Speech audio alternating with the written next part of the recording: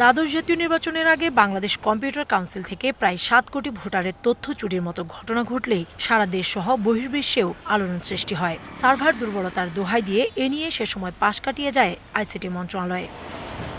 আবারও নাগরিকদের তথ্য চুরির শঙ্কা থেকে নড়ে চড়ে বসেছে নির্বাচন কমিশন।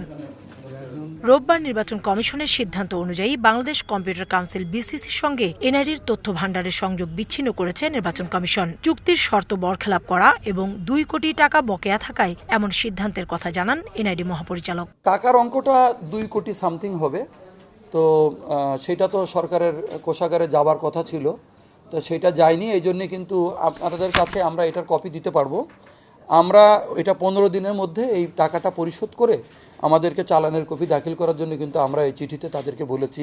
চুক্তির শর্ত বরখেলাপ করা ব্যক্তিদের বিরুদ্ধেও আইনানুগ ব্যবস্থা নেওয়া হবে বলেও জানায় প্রতিষ্ঠানটি। নিশ্চয়ই ব্যবস্থা নেবে নির্বাচন কমিশন এবং নির্বাচন কমিশন সচিবালয়। অপরাধের ধরন বা কাজের ধরনের উপরেই তো অ্যাকশন হয়। যে ক্ষেত্রে যে ব্যবস্থা নেওয়া উচিত সেই ব্যবস্থা নিতে হবে বা নেওয়া হবে, না নেওয়ার কোনো সুযোগ নেই।